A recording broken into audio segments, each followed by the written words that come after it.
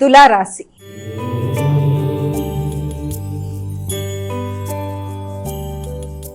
అమ్మ, తులారాశి వారికి ఎలా ఉంది రోజు? తులారాశి వాళ్ళకి వృత్తి వ్యాపారాలకు సంబంధించిన విషయంలో, భాగస్వామి వ్యవహారాల్లో, జీవిత భాగస్వామితో కలిపి తీసుకునే నిర్ణయాలలో కానీ, వ్యాపార అంశాలలో కానీ మీకు కొన్ని కీలకమైన మార్పులు చేసుకోవడానికి అవకాశం అనేది ఉంటుంది.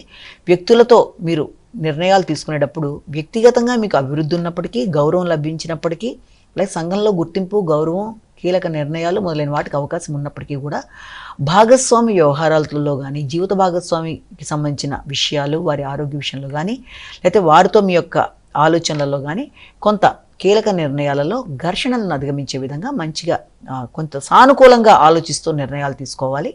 వేగాన్ని తగ్గించుకోవాలి. ఆలోచనలలో మీరు వేగంగా కాకుండా కొంత ఆలోచనాత్మకంగా ఆలోచించుకుంటూ ముందుకు వెళ్ళినట్లయితే మంచి ఫలితాలు ఏర్పడే అవకాశం అనేది, అది వ్యాపారపరంగా కావచ్చు, వ్యక్తిగతంగా కావచ్చు, అభివృద్ధికి ఒక పెద్దపీట వేసే అవకాశం అనేది కనబడుతుంది. వృశ్చిక రాశి.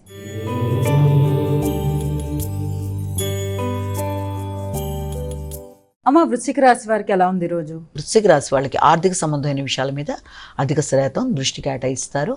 అలాగే ఈ యొక్క భాగస్వామి వ్యవహారాలు కావచ్చు, లేకపోతే మీ వ్యక్తిగత ఆరోగ్య విషయంలో మీకు చాలా వరకు అనుకూలంగా ఉండే అవకాశం అనేది కనబడుతుంది. శ్రమ అధికంగా ఉంటుంది. రోగనిరోధక శక్తిని పెంపొందించుకుంటారు. పూర్వపు రుణాలని పూర్తి చేస్తారు.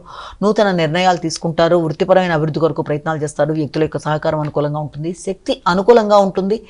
రుణాలు మొదలైనవి తీర్చడంతో పాటుగా మీకు ప్రత్యర్థుల మీద విజయ సాధన కొరకు విద్యార్థులు చేసే విషయంలో కూడా వాళ్ళకి కొంతవరకు అనుకూలమైన ఫలితాలే వచ్చే అవకాశం అనేది కనబడుతుంది. ధనస్సు రాశి.